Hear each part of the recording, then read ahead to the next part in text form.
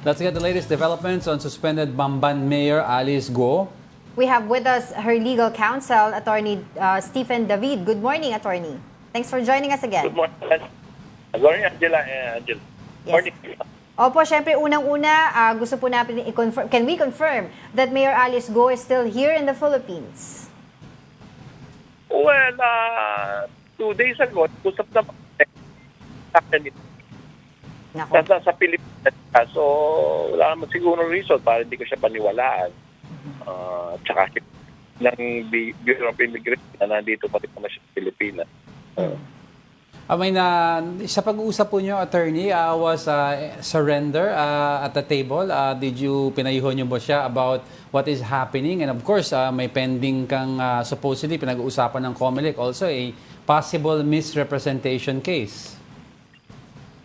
Well, siyempre lahat ng case natin sa although ang sabi ko Yes, attorney. Attorney, medyo ano po yung line nyo? Baka pwede pong pumihit lang ng konti. Sayang kasi yung sinasabi nyo po. okay. Yan, okay na? Yes, Yan po. attorney. Ayun. Better. Go ahead, attorney. Well, ang sabi ko nga, siyempre, lahat siya. Pero, ako kasi may service sa mga co-warranto. Wait lang nga, Attorney. Sorry, sayang kasi po yung oras ninyo eh. Kapag hindi po tayo nagkakaintindihan, medyo po meron pong technical difficulties. May we ask po siguro again to call you again we'll fix para it. po maayos po natin yung linya. Very critical kasi ang sasabihin ni attorney, so we want to hear everything. Oo, sayang naman yung oras. Okay, balikan na po natin si Attorney Stephen David, ang legal counsel ni Mayor Alice Guo. Good morning po again, Attorney. Good morning, Angela and Angela. Yun. Sorry kasi pangit ang line kanina. Oo, Opo, sayang eh. kasi attorney pinag-uusapan. Anyway, attorney, let's go back po sa last question. Napag-usapan nyo ba with Alice Guo about the possibility of surrender, and also ano po ang tugon niya or ano yung sinasabi niya about her possible case sa misrepresentation sa COMELEC na pinag-uusapan na po? Well, yun na nga. Kasi yung COMELEC tsaka yung co-warranto, kasi ang core niyan kasi dapat patunayan nila na hindi siya qualified o talaga nag-misrepresent siya by showing na hindi siya Filipino citizen Yes. o na foreigner siya. Pero sa ngayon kasi ang reservation ko dyan on legal point, meron naman siyang passport, saka meron siyang birth certificate na valid naman. That is a very strong presumption na Pilipino siya. Kung yung funding niya na nakita lang sa Pilipinas, ang presumption Pilipino siya paano pa kaya siya na merong birth certificate at saka ano? So, paano kaya magpo-prosper yung mga ganong cases? Kasi pag na-receive ko yan, papailan ako ng motion to dismiss. Parang sa akin premature. Right now, nag-file sila ng case sa Tarlac, na-question yung kanyang birth certificate. So, bakit?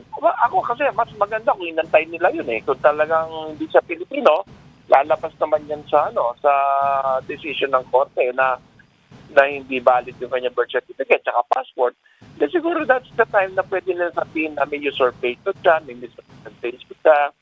Pero right now, mahirap yun kasi may presumption of regularity tayo Yung ginawa po ng aside po from NBI, ang sinabi po ng COMELEC yung fingerprints po ni Mayor Alice Guo at ito nga pong fingerprint nitong Guo Huaping ay iisa lamang. Kasi wala naman tayong discussion sa NBI dahil science yan science na, wala naman tayong question dyan. Pero ang question dyan, saan galing yung mga dokumento na presenta sa NBI? Kasi kung more than 25 years, 20 years, harapin ko yan sa husgado. Paano, meron pa ba silang paraan dyan na pagre-retrieve mga ganyan dokumento after so many years? Yan kasi, kaya exciting yan na makaharap natin sa husgado yung mga mga dokumento nila. Pero, attorney, Parang dagdag sa kanya, mahirap mag-comment dyan eh. Right. Oo. Isingit ko lang, attorney, yung sinasabi ko po ay from the COMELEC. At ang ginawa po ng fact-finding team po ng COMELEC, ang kanilang pong tinignan dito po sa kanilang ginawang investigation, yung various fingerprint sources, ay include po itong applications for voter registration, certificates of candidacy, and of course, ito nga po, yung documents nga sa NBI. Correct. Pero lahat yan kasi pinresenta yan sa NBI. So, saan galing yan? Albawa yung comparison nila ng mga papel, yung kanyang voter certificate, yung mga gano'n, walang problema yung galing sa kanya. Eh paano yung pinagko-compare, halimbawa yung sinasabi nila na huwaping. Mhm. O saan naman galing yung mga dokumento na yun? Yes, Ilang yes. taon na ba yung mga dokumento na yun para meron ba silang recording, filing, arrangement? Yes, oo. So, kaya yan mga ngayon, gusto ko rin masatisfy sa sarili. Pagdating ng court, malaman natin saan galing yung mga ganyan dokumento. Yes, Well, kasi kung presenta mo sa NBI yan, siyempre NBI, titignan niya yan. Kasi binigay mo sa kanila. Wala tayong pag-uusapan doon kasi science yan eh. Pero yung pag-uusapan natin, yung chain of custody, saan galing yung mga dokumento na yun? Well, attorney, gusto ko lang ibalik ng konti yung sa misrepresentation na kasi si Chairman George, yes, well, hindi naman sinabi na kakasuhan, they're just gonna review it pa daw. Pero also, yung ibang agencies po are also mulling baka pwedeng filean ng charges daw ng perjury. Baka you can educate us, attorney, konti, no? Ano po ang differences sa isang perjury case from a misrepresentation case? Well, ako I agree with Chairman George kasi dapat talaga tingnan mo muna, hindi ka kagad-kagad nagpa-file ng case kasi baka sumemplang yung case mo kasi hindi ako basta-basta magpa-file ng case, titingnan ko muna kung malakas yung di ba?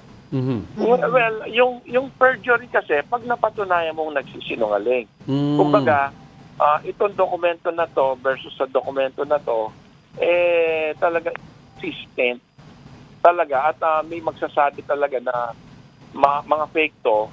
File mo ng perjury. Okay. Perjury yun. Pero ang point kasi dito, yung dokumento na sinasabi nilang ginagamit nilang based sa comparison, more than, more than 20, kung sinasabi nilang Yes. 13 years old lang, more than ilan na yan, 25 years. Saan galing yung mga dokumento na yan?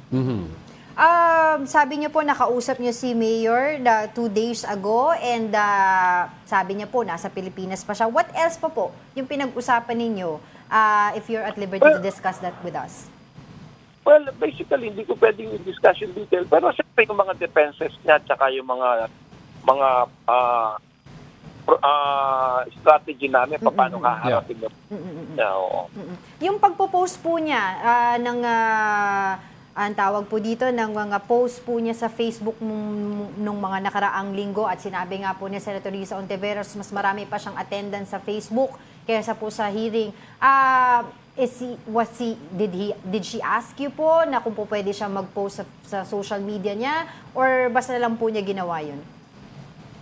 Alam mo, lahat naman ng tao karapatan nila yan na express. Mayroon tayong freedom of expression. Kasi sa ngayon, ang daming cyberbullying sa kanya. Alangan namang hindi niya sagutin yung mga yan. How do you defend the truth kung ina-attack ka ng lies? Di ba sabihin mo naman yung side mo? Guaranteed naman ng Constitution yung freedom of expression. Wala naman tayong pag-uusap dyan. Kung gusto niyang gawin yun, that's within her right. I'd like to ask... Kung ikaw naman, na-atake ka ng kung ano-anong atake, alangan hindi ka sumakot, di ba?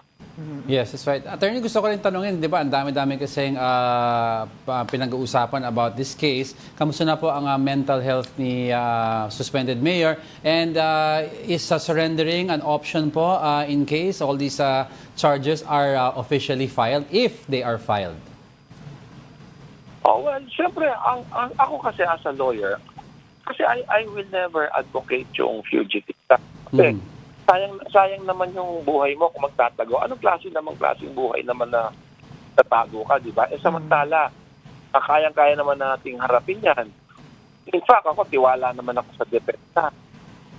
Tiwala ako sa depensa namin. So, ako, I really want her to participate in the legal proceeding. Yes. Oh. Alright, sige po. Maraming salamat po sa inyong oras. Yan po ang tinig ni Attorney Stephen David, ang abogado po ni suspended Mayor Alice Go. Sa tamang tama si Jella na Boss Angelo. Salamat. Opo, Salamat. thank you po. Thank you.